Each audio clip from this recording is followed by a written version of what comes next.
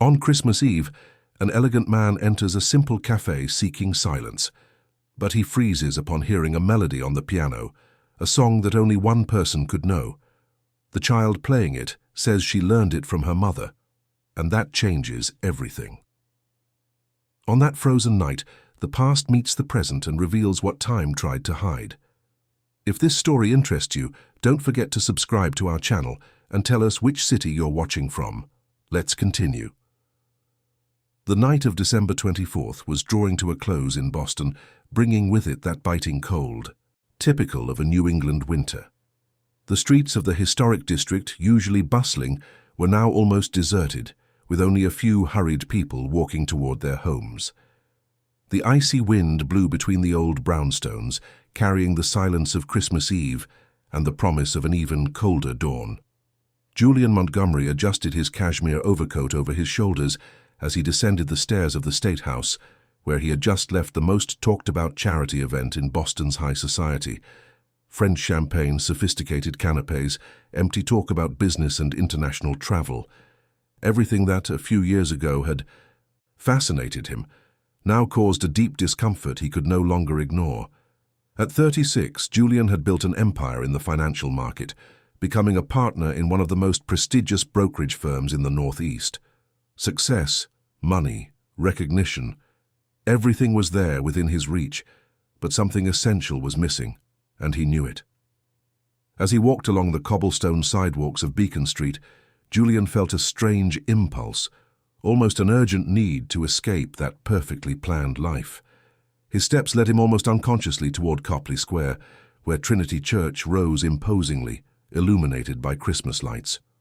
It was then that he saw on the other side of the square the discreet facade of a small cafe that seemed frozen in time.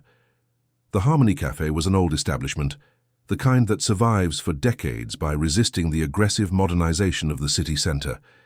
The wooden windows, painted hunter green, let out a warm yellowish light. A discreet sign hanging on the door announced that the place was still open, even though it was Christmas Eve. Julian didn't think twice.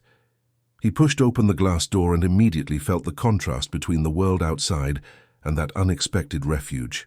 The environment was simple, almost humble, but it possessed a genuine charm that none of the expensive restaurants Julian frequented could replicate. Dark wood tables, mismatched chairs, walls decorated with old photographs of Boston, and some paintings by local artists. The smell of freshly brewed coffee mixed with the aroma of cinnamon and gingerbread. A few people occupied the tables, talking in low voices, respecting that almost sacred silence that hung in the air. In the left corner of the room, a modest Christmas tree, decorated with handmade ornaments and twinkling lights, completed the cozy scene. Julian chose a table, in the back near the window overlooking the square. He sat down and for the first time that night allowed himself to simply exist, without the need to impress anyone or maintain a corporate posture. He ordered a black coffee and watched the quiet movement of the place, trying to empty his mind of the turmoil of thoughts that had accompanied him for months. That was when the music began. The first notes came from a piano Julian hadn't noticed until then, positioned at the other end of the room near the counter. It was an old instrument, its wood, worn by time but still functional, and the person playing it was a child, a girl of apparently 7 or 8 years old, with brown hair tied in 2 braids and wearing a simple red dress, probably chosen especially for Christmas night. The melody was imperfect. The notes stumbled here and there, the rhythm hesitated at times, but there was something deeply touching about the performance. The child played with a moving seriousness, her eyes fixed on the keys, her tongue caught between her teeth in absolute concentration. But it wasn't just the dedication of the little pianist that caught his attention. It was the music itself. Julian felt the air leave his lungs. His heart raced inside his chest as if he had just run a marathon. His hands gripped the edge of the table so hard his knuckles turned white. That music, that damn music. How was it possible? The sounds filling the cafe were not a well-known composition. They were not part of any classical or popular repertoire. They were notes Julian knew intimately, so intimately that he could play them with his eyes closed, even after so many years without touching a piano.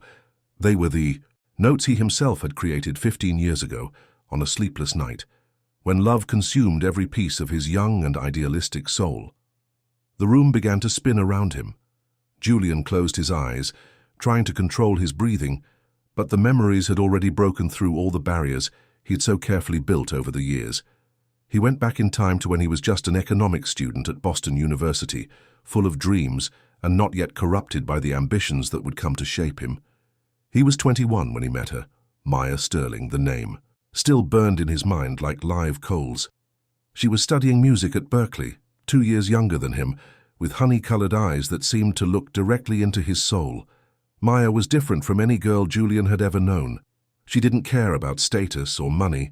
She lived for music, for art, for the things that really mattered. They spent hours talking in cheap diners downtown, sharing sandwiches, dreaming of the future. It was for her that Julian composed that song.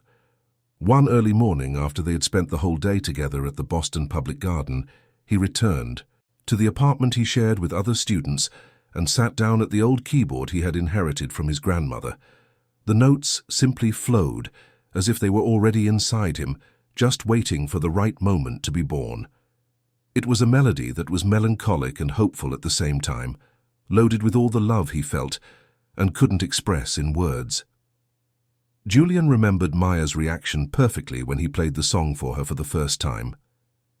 They were alone in a practice room at the college during a rainy autumn afternoon. She listened in, silence, tears streaming down her face, and when he finished, she simply hugged him and whispered that it was the most beautiful thing she had ever received. They decided together that the song would be theirs alone, a shared secret, something sacred that didn't need to be shown to the world. And then suddenly, without any warning or explanation, Maya disappeared.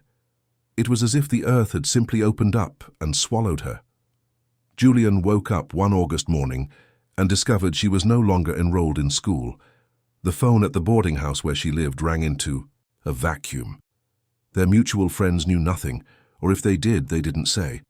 Maya had simply vanished from his life, taking with her all the plans they had made together, all the dreams they had shared. Julian searched for her. For months, he scoured every corner of Boston, visited places they used to frequent, tried to contact her family in Maine, but it was as if Maya had never existed. No trace, no clue, just an immense and inexplicable void. Over time, the pain turned into bitterness, bitterness into anger, and anger finally into a cold determination never to allow anyone to have that much power over him again.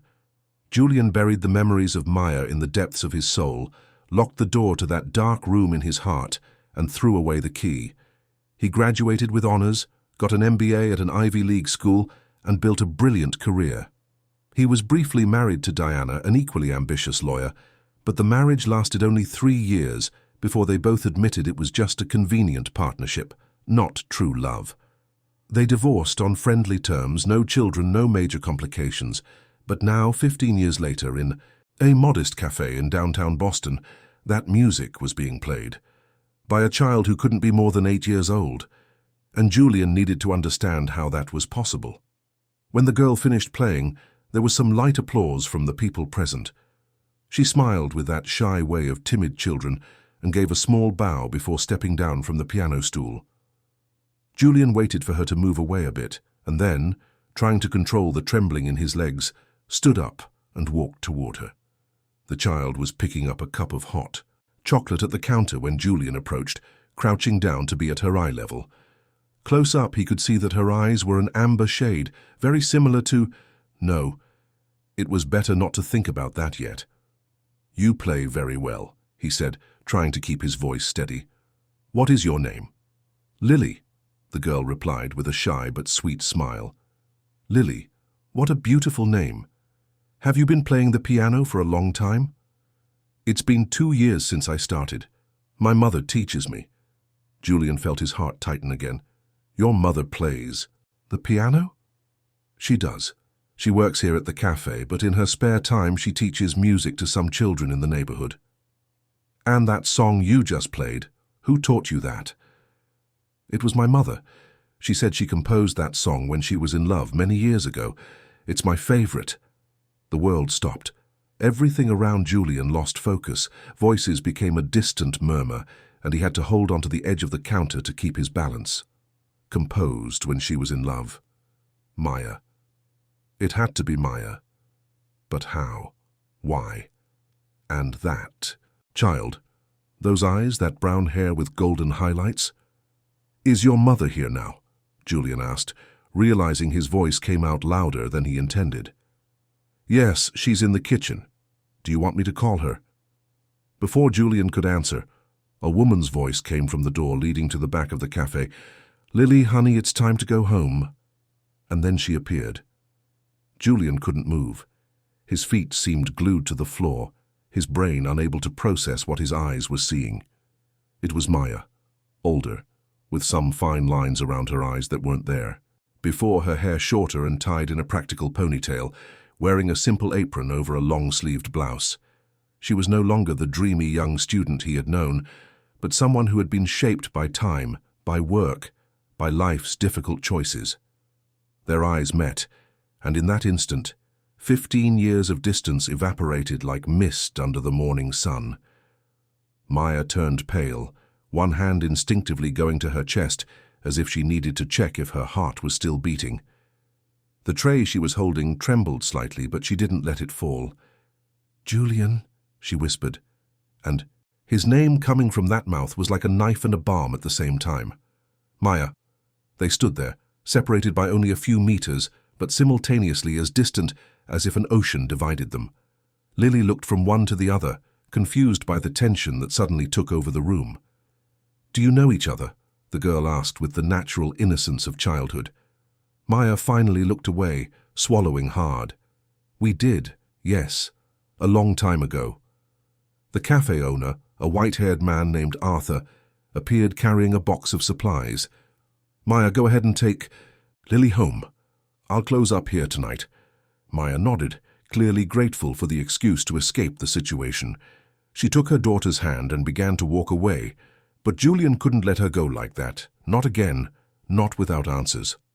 "Maya, wait," he said, taking a step forward. She stopped but didn't turn around completely. Her voice sounded tired when she finally spoke. "Not tonight, Julian. Please, not tonight." And before he could say anything else, Maya and Lily disappeared through the back door of the cafe, leaving Julian alone amidst the empty tables and the Christmas lights blinking on the small tree. He stood there for long minutes trying to process everything that had just happened. When he finally left the cafe, dawn had already arrived. The streets were even more deserted, the cold even more intense. But Julian barely felt it. His mind was elsewhere in another time, trying to put together the pieces of a puzzle that had been destroyed 15 years ago. A child of about 8 years old. A song that only he and Maya knew, amber eyes, brown hair, and Maya, working in a modest cafe, teaching music in her spare time alone. Julian walked through the empty streets of Boston as the first flakes of a rare frost began to form on the parked cars. He knew he wouldn't be able to sleep that night. He knew that everything in his life had just changed again, and he knew, with a certainty that burned in his chest, that he had to find out the truth about those 15 years of silence, because something told him the story was only beginning to be revealed. The days following Christmas passed in a strange haze for Julian Montgomery. He tried to resume his usual routine, attend meetings at the firm, analyze year-end financial reports, but his mind was always elsewhere, always in that cafe, always in that song, always in those amber eyes of a child named Lily. Julian knew he should let it go, move on, respect Maya's silent request not to return. But how could he? 15 years of unanswered questions hammered in his head, demanding explanations that only she could give. And there was something else, something he didn't want to admit even to himself, but which grew like an uncomfortable certainty in his chest with each passing day. On the afternoon of December 27th, Julian made a decision. He left the office early, ignoring the curious looks of his secretary, and drove his black sedan through the streets of Boston until he parked again near Copley Square. The cafe was open, with a few tables occupied by students and local artists enjoying the winter break. When he entered, Arthur was behind the counter cleaning the espresso machine. The man looked up, and for a brief moment, Julian noticed a flash of recognition, and something that looked like compassion in the old owner's gaze. "Good afternoon," Julian said, trying to sound casual. "A black coffee, please." Arthur nodded in silence and prepared the drink. When he placed the cup on the counter, he stood still, as if evaluating something. Finally, he spoke with that deep, measured voice of someone who has lived too long to waste words. "She's not here today. It's her day off." Julian felt his face heat up. Was it that obvious he had come looking for her? "I didn't," he started, but Arthur raised a hand, interrupting him. "You don't need to explain, son. I've known her for 8 years. I know she has a past she never wanted to share. I know there are things she carries alone, even when she shouldn't, and I know how to recognize it in a man's eyes when he's looking for answers." Julian remained silent, holding the warm cup between his hands. Arthur continued as he went back to wiping the counter. "She's a good woman, works hard, takes good care of the girl, never asks for help even when she needs it. But there's a sadness in her that no smile can completely hide. I always thought one day something or someone from her past would show up. Looks like that day has come." "I just want to talk to her," Julian said softly. "I just want to understand." "Then come back tomorrow. She'll be here in the morning from 7 to 3. Julian thanked him and stayed there for a few more minutes, sipping the coffee that was already cooling, watching the movement of the place. He saw Lily arrive from the street, carrying a colorful backpack, probably returning from some holiday activity. The girl greeted Arthur with familiarity and went straight to the piano, where she began practicing scales with the same dedication Julian had observed on Christmas Eve. He watched her for long minutes, trying not to think about what that resemblance could mean, trying not to do the math his mind insisted on doing. 8 years. Maya had disappeared 15 years ago. If she had been pregnant when she left, the child would be exactly no, he couldn't assume. Not without talking to Maya first, not without hearing her truth. When Julian left the cafe, the afternoon sun was beginning to give way to a typical winter dusk, with the sky tinged with pink and orange. He walked aimlessly through the streets of the historic district, passing by restored colonial houses, craft shops and street vendors. Everything felt both familiar and completely strange, as if he was seeing his city for the first time. That night, Julian could barely eat. He sat alone in his modern apartment in the Back Bay, surrounded by the trophies of his professional success, but feeling emptier than ever. He opened a bottle of red wine, but barely touched the glass. He tried to work, but the spreadsheets on the computer screen looked like meaningless hieroglyphics. Finally, he gave up and simply sat there on the balcony, looking at the city, lights, and thinking about everything that could have been and wasn't. The next morning, Julian woke up before his alarm. He dressed deliberately casually, dark jeans and a button-down shirt without a tie, trying to look less intimidating, less corporate. He drove downtown early as the city was starting to wake up and parked near the cafe. It was 7:15 in the morning when he walked through the glass door. Maya was there. She was wearing the same simple apron, her hair tied back practically, and she was organizing the tables for the morning rush. When the door chime rang, she looked up and, upon seeing him, stood completely still for a few seconds. Julian saw the conflict pass through her face, the impulse to flee, fighting against something that looked like resignation, or perhaps weariness from carrying secrets that were too heavy. "Good morning," he said softly. "Good morning," Maya replied, her voice firmer than Julian expected. "Would you like some coffee?" "Please, and if possible, a few minutes of your attention." Maya hesitated, looked at Arthur, who was watching the scene from the counter, and then nodded briefly. "Give me 10 minutes to prepare breakfast for the first customers. Then we can talk." Julian sat at the same back table he had chosen on Christmas Eve and waited. He watched Maya work, noting how she moved with efficiency through the small space, how she knew every corner of that place, how she treated the regular customers with genuine familiarity. This was not the dreamy Maya he had known, the music student who lived with her head in the clouds, composing melodies and reciting poems. This was a woman who had learned to survive, who had traded dreams for practicality, who had found a way to support herself and her daughter when the initial rush slowed down. Maya served 2 coffees, took a piece of carrot cake with chocolate frosting, and walked over to Julian's table. She sat across from him, keeping her hands busy holding the cup, avoiding direct eye contact. For a long moment, neither of them said anything.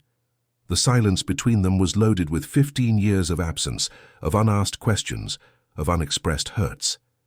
It was Julian who finally broke the silence. "Why did you leave?" Maya closed her eyes, as if the question caused physical pain. When she opened them again, Julian saw tears trapped there, refusing to fall. "Because I had to," she replied simply. "That's not an answer, Maya. We had plans. You said you loved me, and then, from one day to the next, you just vanished. Without a word, without an explanation. Do you have any idea what that did to me?" "I do," Maya said, her voice trembling slightly. "Because it did the same thing to me. But I had no choice, Julian. Or at least I thought I didn't at the time." "Explain it to me then. Make me understand." Maya took a long sip of coffee, as if she needed the caffeine to have the courage to continue. "When you met my family, do you remember what you thought?"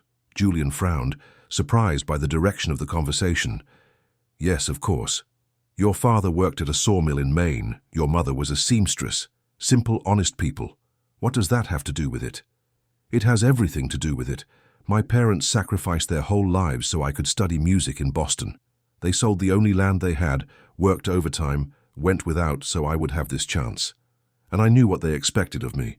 That I would graduate, get a stable job, maybe as a music teacher at some school, and that I would marry someone who could give me security." "And then you met my family," Maya continued. "The Montgomerys, one of the most traditional families in Boston. Your father, a renowned lawyer. Your mother, high society. You, the only son, the heir to an empire that was already being built. And me, the poor girl from the country who had the audacity to dream she could be part of that world." Julian felt anger rising in his chest. "I never cared about those differences, never." "I know you didn't, but your family did. You didn't realize, Julian, or maybe you didn't want to realize, but your mother made it very clear to me that I would never be accepted, that I was a temporary distraction, a youthful passion that you would eventually get over. She told me that personally in a conversation you never knew happened." Julian turned pale. "My mother talked to you?" "She did, a few days before I disappeared. She was polite, as she always was, but the words were clear. She said I was getting in the way of your future, that you had a greater destiny waiting for you, that if I really loved you, I should let you move on. And then she made an offer." "What kind of offer?" Maya looked away, fixing her eyes on the coffee cup. "She offered money for me to leave. Not much, but enough so I could start over somewhere else, finish my studies in another city. She said it was better for everyone, especially for me, that I would never be happy trying to fit into a world that wasn't mine." Julian felt like he had been punched in the stomach. He couldn't believe what he was hearing.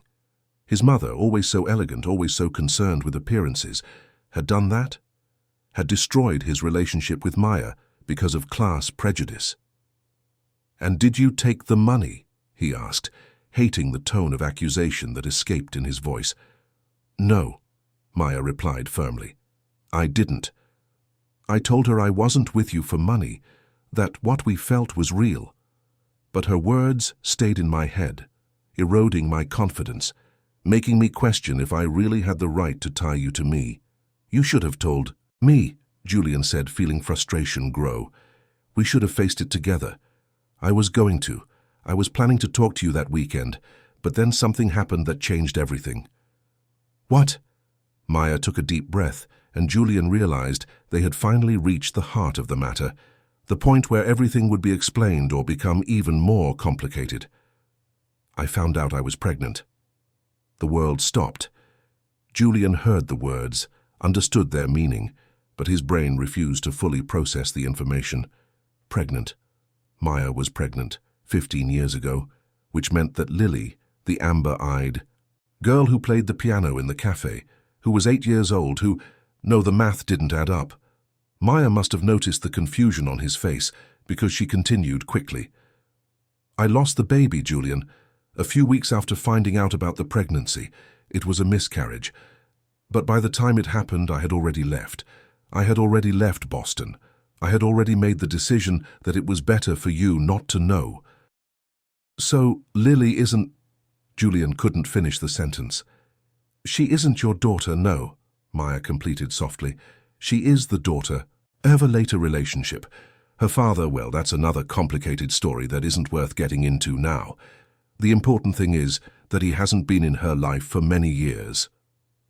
Julian felt a strange mix of relief and disappointment. Relief because it meant he hadn't missed 8 years of a daughter's life. Disappointment because, in some strange way, a part of him had begun to imagine what it would be like to have that sweet and talented child as his own. "Did you write to me?" Maya asked suddenly. "Right after I left?" Julian was confused. "No. I searched for you for months, but I could never find you. I didn't know where to write." Maya opened the bag that was on the floor beside the chair and pulled out a yellowed envelope, carefully preserved despite the years. She held it out to Julian. "Then maybe you want to read this." Julian took the envelope and immediately recognized the handwriting. It was his. Or rather, it looked like his, but there was something strange, something unnatural in the strokes. He opened the envelope with trembling hands and read the letter inside. The words were harsh, even cruel. They said he had reflected on their relationship and realized his mother was right, that they were from different worlds and that there was no future for them together, that it was better for Maya to move on and forget him, that he was already seeing someone else, someone more suitable for his social circle. Julian felt nausea rising in his throat. "I never wrote this," he said, his voice coming out hoarse. "Maya, you have to believe me. I never wrote these words. I never thought any of that." Maya studied him for a long moment, looking for signs of a lie on his face. "Then who wrote it?" Julian looked at the handwriting again. It was very similar to his, but now that he looked closely, he could see the subtle differences. And then he realized his mother had access to many examples of his writing. She could have... No, she wouldn't have gone that far, would she? But looking back, remembering his mother's determination to control every aspect of his life, the way she always chose his friends, his girlfriends, his career, Julian knew that yes, she would be capable of it. "My mother," he said simply, and saw understanding dawn in Maya's eyes. They were silent again, absorbing the weight of the revelations, finally understanding how they had been manipulated, how their lives had been diverted by pride, prejudice, and control. "I'm so sorry," Maya said finally. "I'm sorry I didn't fight harder, for not looking for you in person, for believing that letter when my heart told me something was wrong." "I'm sorry too," Julian replied. "I'm sorry for not insisting more, for giving up when I couldn't find you, for letting bitterness turn me into someone you wouldn't recognize."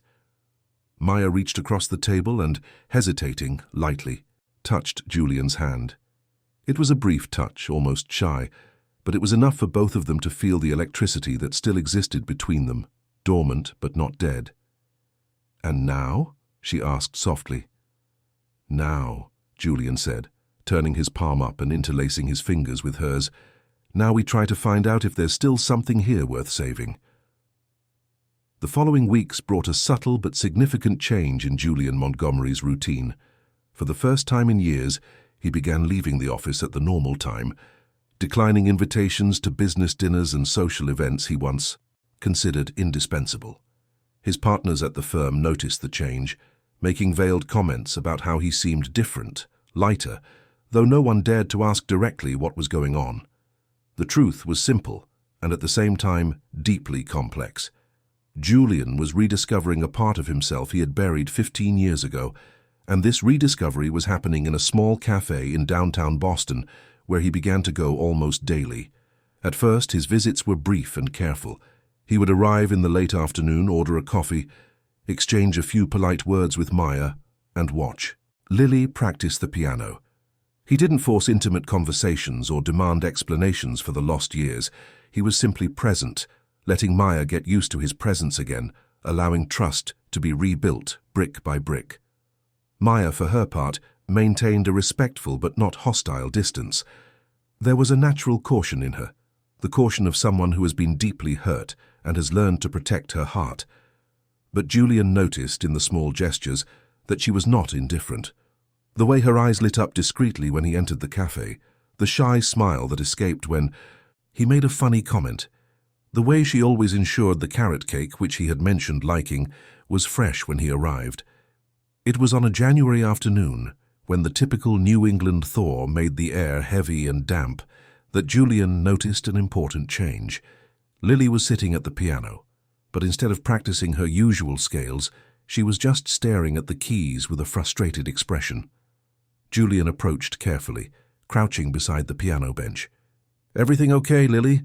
The girl sighed, a deep and sad sound coming from someone so small. "I'm trying to learn a new song, but I can't get this part right," she said, pointing to a handwritten score. "My mother says I need to have patience, but I've tried 1,000 times and it doesn't come out right." Julian looked at the score and recognized the difficulty. It was a complex transition of chords, something that required coordination that someone with only 2 years of practice was still developing. "Can I see?"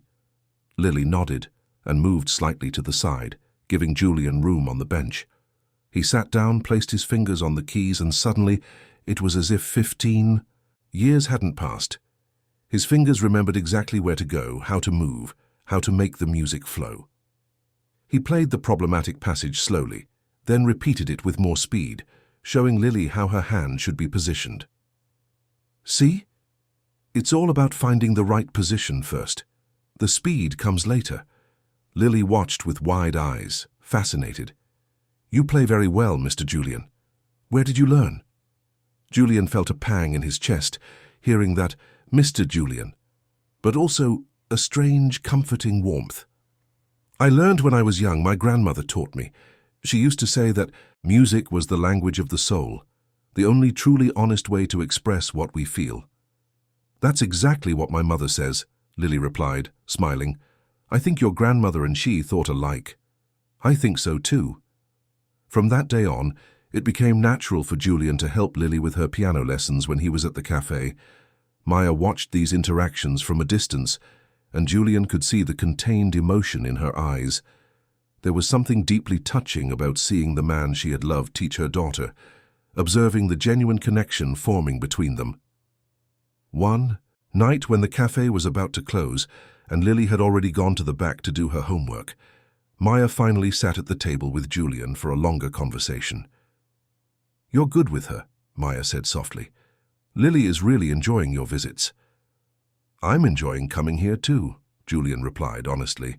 "It's not just for Lily, it's for everything. For you, for this place, for this feeling that maybe, just maybe, I can be a better version of myself." Maya was silent for a moment, distractedly stirring an empty cup. "Julian, I need to be honest with you about something, about Lily." Julian felt his stomach tighten. "What is it?" "She asked about you yesterday. She wanted to know who exactly you were, why you came here every day, why I acted differently when you arrived. And I didn't know what to answer." "What did you tell her?" "I told her you were an old friend, that we knew each other from a long time ago, and that we were getting back in touch. But Lily is smart, Julian. She notices things, and I don't want to lie to her, but I also don't know exactly what we're doing here." Julian reached out and, this time without hesitation, held Maya's hand over the table.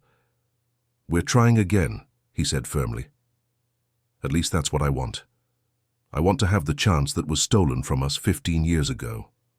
I want to get to know you again, to know the woman you've become, and I want to be part of your lives if you'll let me." Maya felt tears burning in her eyes. "And your life out there, your work, your obligations, your girlfriends." Julian gave a sad smile. "There are no girlfriends, there's nothing. But an empty life full of things that mean nothing. I thought professional success would be enough, that money and status would fill the void you left. But they didn't. They never did." "And your family? Your mother?" Julian felt his jaw tighten at the thought of his mother. Since discovering the truth about the manipulation she had done, he could barely look at her. He had had a difficult conversation with her, where she tried to justify her actions by saying she was only protecting his future, ensuring he didn't make a mistake that would ruin his life. Julian had told her, with a coldness he never thought he could direct at his own mother, that she had destroyed the only thing that really mattered, and that he needed time to decide if he could ever forgive her. "My family will have to accept my choices," he said simply. "I'm no longer that 21-year-old boy who let them decide my life for me." Maya squeezed his hand back, allowing herself to believe, for the first time in 15 years, that maybe not all was lost. Maybe some stories deserved a second chance. Days turned into weeks and weeks into months. Julian became a constant presence in Maya and Lily's lives. He started small with subtle gestures that weren't invasive but showed care. Music books for Lily mysteriously appeared at the cafe. A new heater for the cold winter nights, since the old one kept breaking. Small repairs at the cafe that Arthur had been putting off for lack of resources. Maya protested at first, saying she didn't need charity, but Julian was firm. "It's not charity," he said. "It's care. It's being present. It's doing the things I should have done 15 years ago if I'd had the chance." In March, Julian did something that surprised even himself. He resigned from his partnership at the firm. He didn't abandon the financial world completely, but he became an independent consultant, choosing his own clients and his own hours. His former partners thought he had lost his mind, throwing away a brilliant career for, as one of them said with disdain, a premature midlife crisis. But Julian had never felt more sane in his entire life. For the first time, he was making choices based on what his heart wanted, not what was expected of him.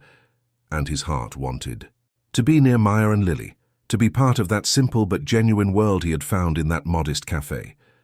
It was in April, during a cool, autumn-like afternoon, that something important happened. Lily was practicing the piano when she suddenly stopped, put her hand to her forehead, and said she was feeling dizzy. Maya, who was serving customers, dropped everything and ran to her daughter, but before she reached her, Lily collapsed from the piano bench. Julian, who was at a nearby table reviewing some documents, was the first to reach her. He picked the girl up, in his arms, checked that she was breathing but unconscious, and with a calmness he didn't know he possessed, told Maya to grab her bag and keys while he took Lily to the car. At the hospital, while Maya filled out papers with trembling hands, Julian stayed by her side, holding her hand, giving her the strength she needed. The doctors performed several tests and finally diagnosed that Lily had a condition called vasovagal syncope, fainting caused by a sudden drop in blood pressure. It wasn't serious, but it needed to be monitored. However, during routine tests, the doctors noticed some irregularities in Lily's blood results. Nothing alarming, they explained, but they suggested a possible genetic predisposition for sickle cell trait, a condition that could manifest more seriously in the future. They recommended that the parents undergo genetic testing to better understand the situation and follow up preventively. Maya turned pale at the news. Lily's father hadn't been present for years, and she had no way to contact him to ask him to take the test. Julian, without thinking twice, offered to take the test as a comparison, since he had developed such a close connection with the girl. Maya looked at him with a mix of gratitude and something else. Something Julian couldn't completely identify, but which seemed like the hesitation of someone about to reveal a long-held secret. "Julian," she began, her voice trembling slightly. "There's something I need to tell you. Something I should have said a long time ago, but I never had the courage." "What is it?" he asked, holding her hands between his. Maya took a deep breath, tears finally falling freely down her face. "When I said I lost the baby, our baby, 15 years ago, I wasn't lying. I really did lose it. It was one of the most painful moments of my life. But what I didn't tell you is that 2 years later, when I had already moved to Hartford and was trying to rebuild my life, I found out I was pregnant again." Julian felt his heart accelerate, a strange sense of premonition taking over him. "The father was a man I met there, a brief relationship, only a few months. When I told him about the pregnancy, he made it clear he didn't want to know about a child, that he wasn't ready to be a father. He offered money for me to resolve the situation, and when I said I was going to have the baby anyway, he simply vanished. I never saw him again." Maya wiped her tears with the back of her hand, her voice becoming firmer. "But here is the truth, Julian. The truth I've carried alone for 8 years. That man was not Lily's father, not biologically at least." Julian stood completely still, his brain trying to process what she was saying, but not wanting to make wrong assumptions. "I lied about how long I had been pregnant when I told him," Maya continued. "I said it was 6 weeks when it was actually almost 3 months. 3 months since that last night we spent together, Julian. Our last night, before I received that fake letter and decided to leave." The world stopped.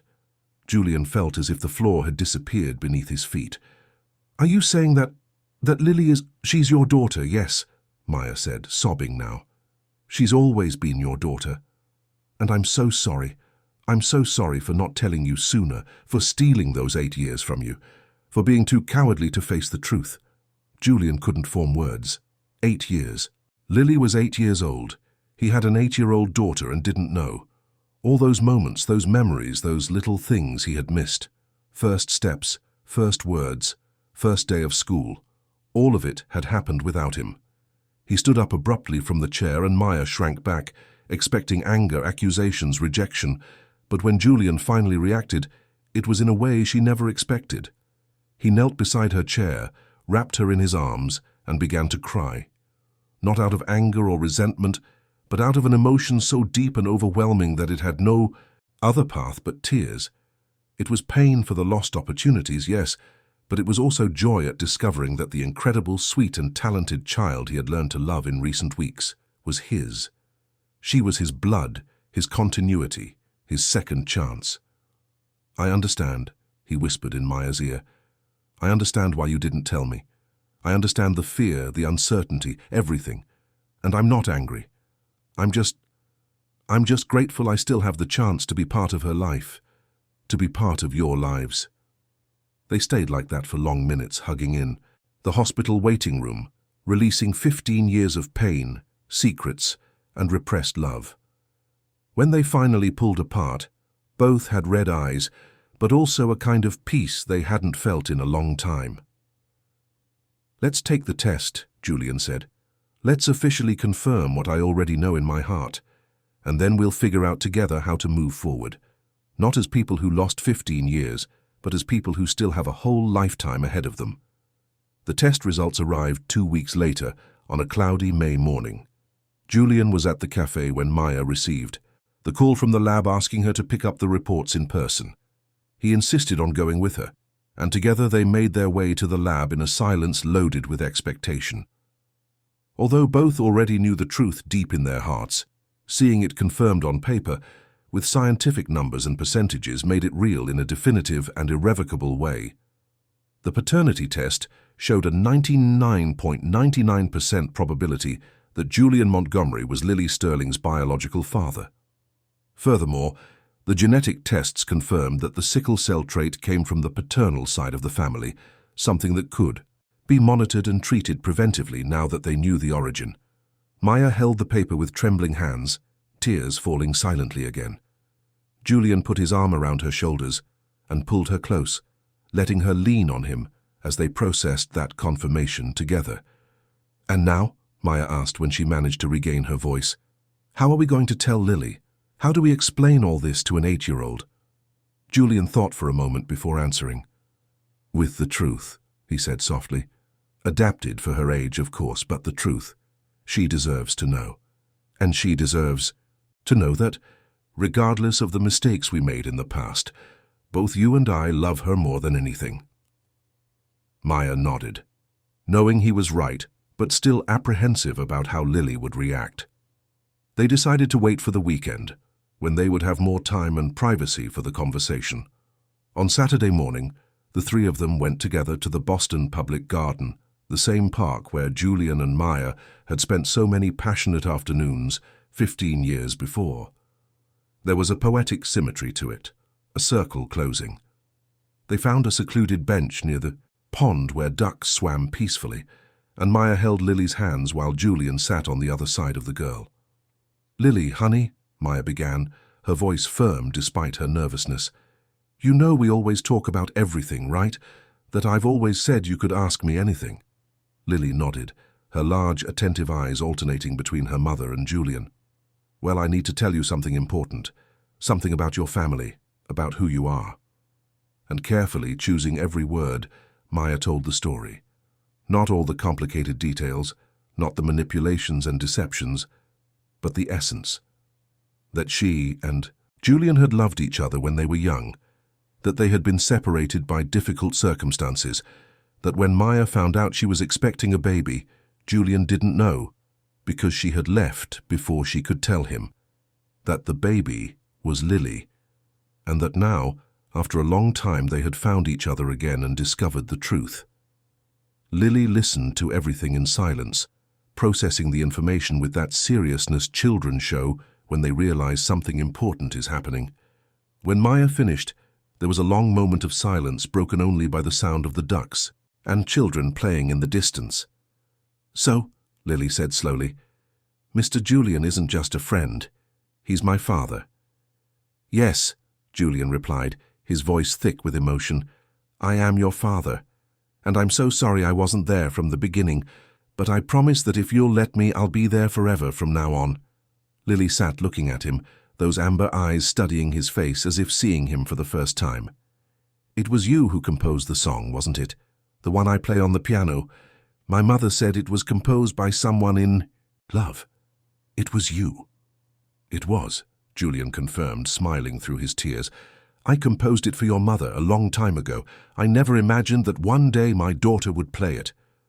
To the surprise and relief of both adults, Lily didn't react with anger or confusion. Instead, she simply slid off the bench and went to Julian, climbing onto his lap and nesting against his chest as if it were the most natural place in the world. "I'm happy you came back," she said simply. "I always wanted to have a real father." Julian hugged her tightly, feeling his heart explode with love and gratitude. Maya watched the scene with tears of happiness, seeing her daughter and the man she loved finally united as they should have been from the start. But if Julian thought accepting fatherhood would be the greatest challenge, he would soon discover there were other obstacles waiting for him. The news that he had an 8-year-old daughter with an ex-girlfriend spread quickly through his social circle, and the reactions were mixed at best. His mother, Margaret Montgomery, appeared at the cafe a week after the revelation. It was a Tuesday morning, and business was slow. Maya was cleaning the tables when the elegant woman entered, looking completely out of place in that simple environment with her designer clothes and expensive bag. "I need to speak with you," Margaret said without preamble or greetings. Maya felt her stomach tighten, but kept her posture straight. "About what, Mrs. Montgomery?" "About this absurd situation, about you appearing after 15 years with a child and trying to destroy my son's future." Maya felt anger rise, but before she could answer, a firm voice came from the door. "Mother, what are you doing here?" Julian had entered the cafe and was watching the scene with a serious expression. Margaret turned to him, trying to soften her tone. "Julian, dear, we need to talk sensibly. This woman is clearly taking advantage of you. There's no real proof that this child is yours." "There is," Julian said coldly. "We have the DNA test. Lily is my daughter, and even if she weren't, even if the test had been negative, I would still choose to be here, with Maya, building the life that was stolen from us by your manipulation." Margaret turned pale. "I did what was necessary to protect you." "You destroyed my happiness," Julian corrected. "You forged a letter, drove away the woman I loved, made me believe she had rejected me, and in the process, you made me miss 8 years of my daughter's life. How can you call that protection? You were too young to know what was best for you." "And now I'm 36 and you still think you can control my life?" Julian questioned, his voice rising in pitch. "No, Mother. It's over. You had your chance to be part of my life, and you wasted it playing manipulation games. Now I'm making my own choices, and I choose Maya. I choose Lily.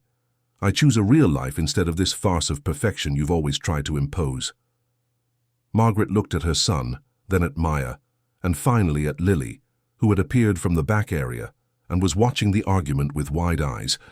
For a brief moment, something that could have been regret passed over the older woman's face, but then she recomposed her mask of pride and wounded dignity. "You will regret this," she said, turning to leave. "When this fantasy ends and you realize the mistake you're making, don't come looking for me." She left the cafe, leaving a heavy silence behind. Julian ran his hands over his face, exhausted. Maya went to him and touched his arm softly. "I'm sorry," she said. "I didn't want to cause trouble between you and your family." "You didn't cause anything," Julian replied, pulling her into a hug. "The problems were already there for a long time. You just helped me finally see them." But it wasn't just Julian's family that represented a challenge. There were also the practical matters of reorganizing their lives to accommodate this new reality. Julian wanted to be present. In Lily's life, wanted to be a real father. But that meant making significant changes. He started by looking for an apartment closer to downtown, a place that could eventually become a home for the three of them, if Maya agreed to take that step when they were ready. For now, he kept his apartment in the Back Bay, but began to divide his time between there and the cafe, often staying late to help with closing and walking Maya and Lily home. He also began to actively participate in Lily's routine. He took her to and picked her up from school when he could, helped with homework, attended school meetings. At first, some mothers at the school made mean comments about the absent father who suddenly appeared. But when they saw Julian's genuine dedication and how much Lily flourished in his presence, the comments faded. One of the most special moments happened in June, when Lily had a piano performance at school. It was a small recital, just for parents and family, where each student would play one song. Lily was nervous days before, practicing obsessively, wanting everything to be perfect. Julian and Maya sat side by side in the makeshift school auditorium, and when Lily took the stage in her navy blue dress, both felt immense pride. She played the song Julian had composed 15 years earlier, that same melody that had brought them together again on Christmas Eve. But this time, she played without mistakes, with confidence and emotion, and when she finished, she looked directly at Julian and Maya, and smiled. Julian felt tears streaming down his face, and made no effort to hide them. Beside him, Maya held his hand, interlacing her fingers, and he knew that that moment, that simple school performance, was more valuable than all the awards and professional recognition he had received throughout his life.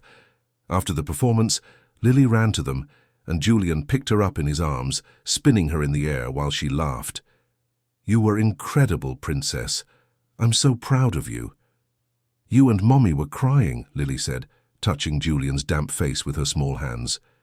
"Because you make us very happy," Maya explained, stroking her daughter's hair. "Happier than you can imagine." That night, after leaving Lily sleeping in the small apartment Maya rented in an old building in the South End, Julian and Maya finally had the conversation they had been putting off. They were sitting on the worn sofa in the living room, each with a cup of tea in their hands, listening to the sound of the rain that had started falling outside. Julian looked around, noting the simplicity of the place, the walls that needed painting, the furniture that had seen better days.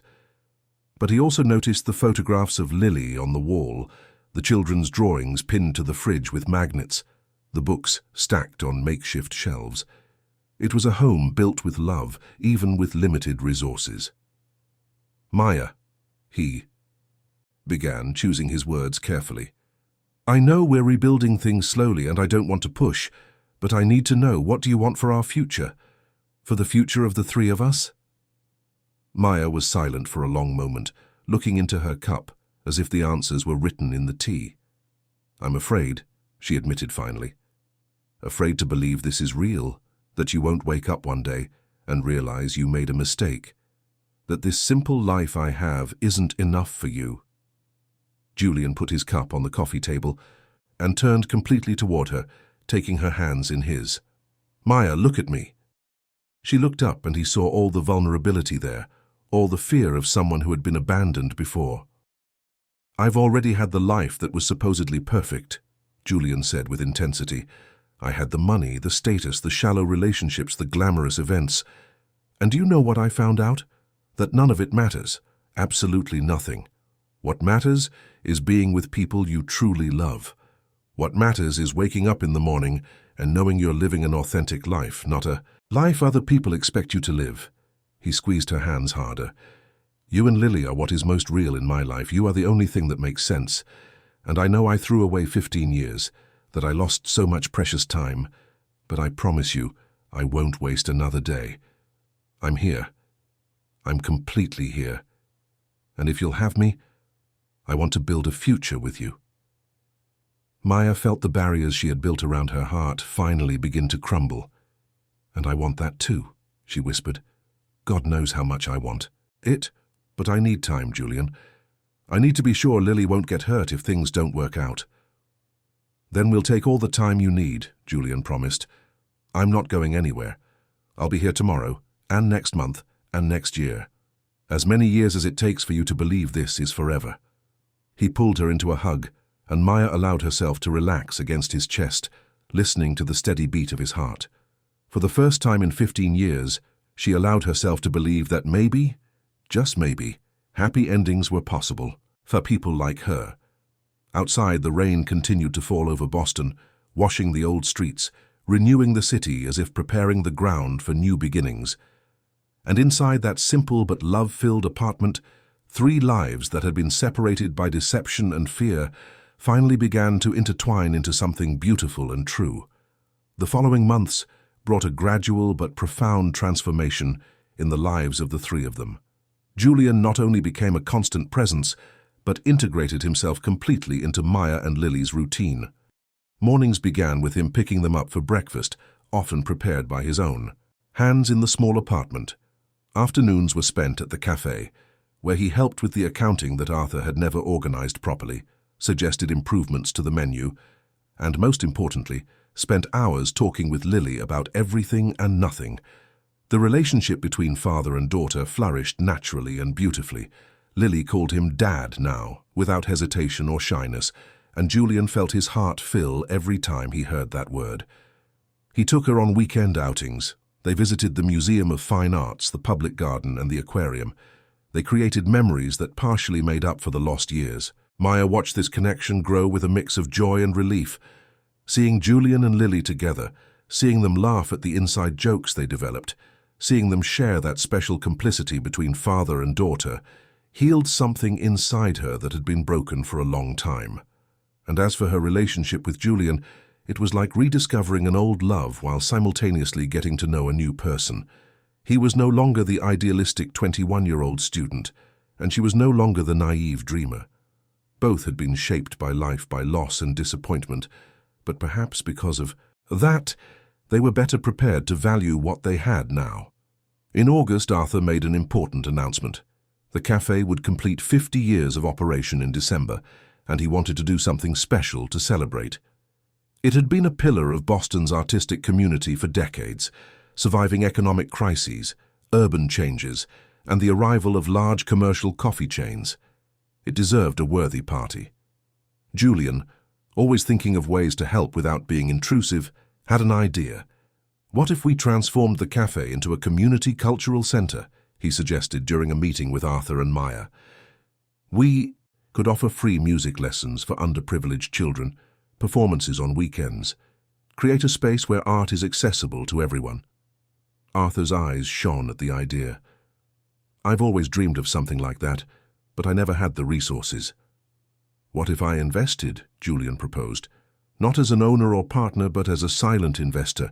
You would remain the owner, making all the decisions, but we would have the capital to do the necessary renovations and start the projects. Arthur looked at Maya, who nodded enthusiastically. It's a wonderful idea. We can really make a difference in the lives of many children. And so the project began. In the following weeks, the cafe underwent a careful renovation that respected its original charm while modernizing the infrastructure. But the jewel in the crown was the piano. Julian used his contacts to find a specialized restorer, and together they worked to bring back to life that old instrument that had witnessed so many stories. The piano was completely restored, every key adjusted, every string replaced, the wood varnish renewed until it shone like new. When Lily saw the restored piano for the first time, she was speechless. She ran her fingers. reverently over the keys, marveling at the rich, deep sound it now produced. "Who did this?" she asked, though she already knew the answer. "Someone who believes in the power of music," Julian replied, winking at her. "Someone who wants you and other children to have the best possible tool to express what you feel." The benefit event was set for December 15th, a week before Christmas. Promotion was done through social media and posters spread throughout the historic district. The goal was to raise funds to buy more instruments and materials for the new free lesson program starting in January. Julian, using his corporate world contacts positively for the first time in years, secured donations from local companies and ensured the press covered the event. On the night of the event, the cafe was transformed. Decorative lights were hung from the ceiling, creating a magical atmosphere. Tables were rearranged to create a small stage where the restored piano took pride of place. Chairs were arranged in a semicircle, and each seat had a program printed on recycled paper with the order of performances. People started arriving early. Local artists, musicians from the Boston Symphony who offered to play for free, neighborhood families, music students, journalists. Even some people from Julian's old social circle appeared, curious about this new phase of his life that was so talked about in the corridors of the financial district offices. Maya was nervous, arranging and rearranging the flower arrangements on the tables, checking for the 10th time if there was enough coffee for everyone. Julian approached from behind and placed his hands gently on her shoulders.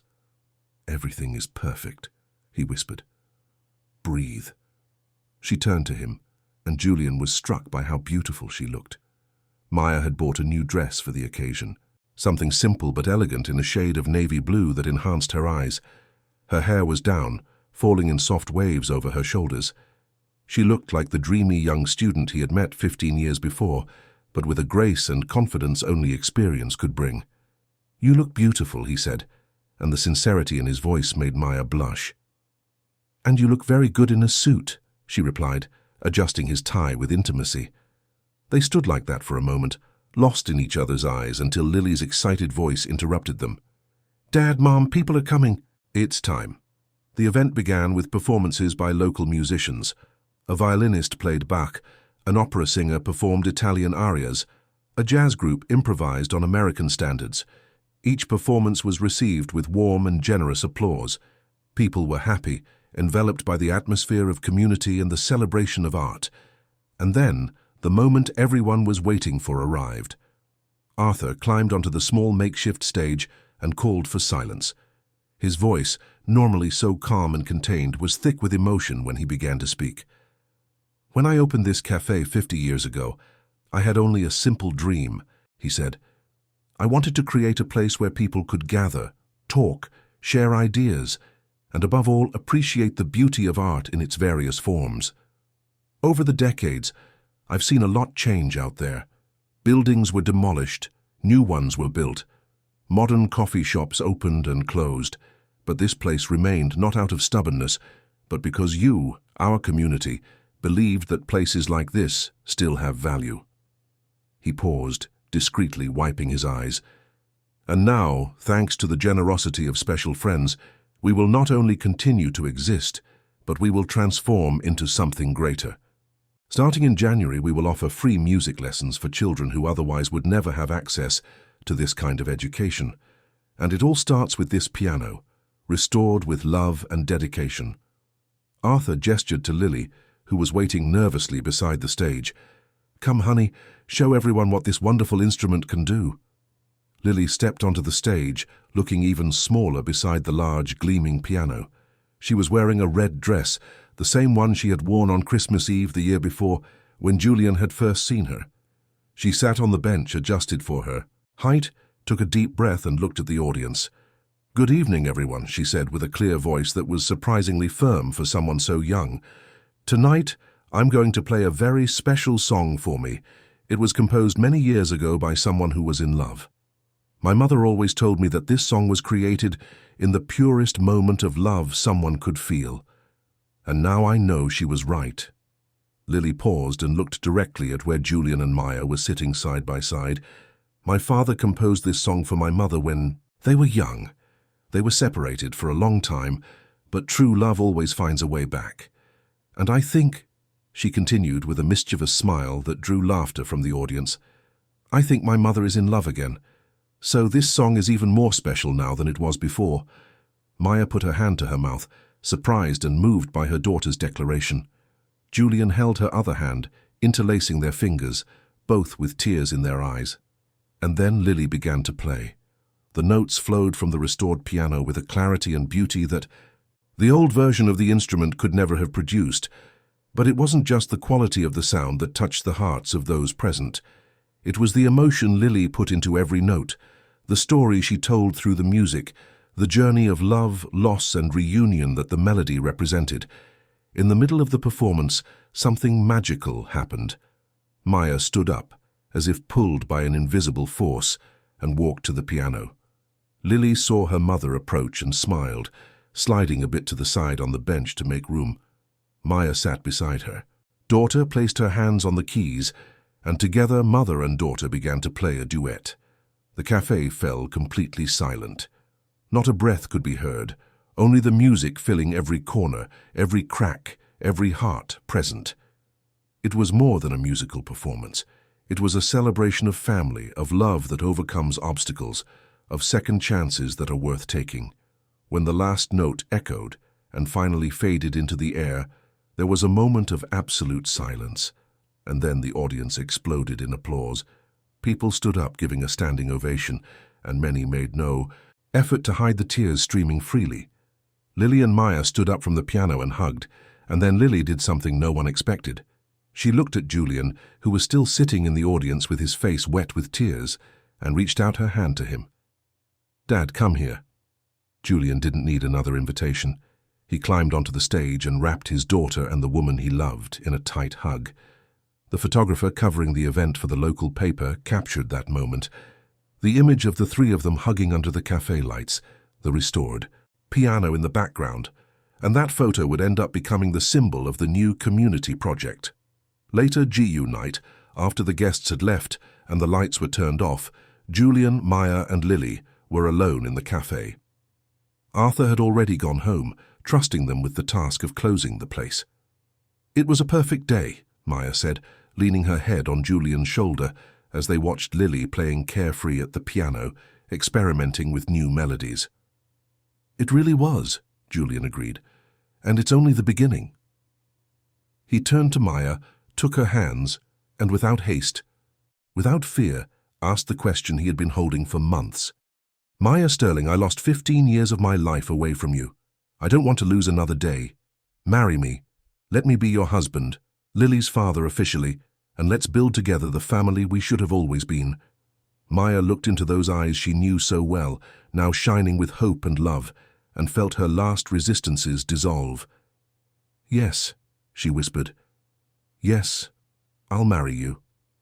They kissed then, a sweet kiss loaded with promise, while Lily, who had stopped playing to watch the scene, clapped and shouted with joy.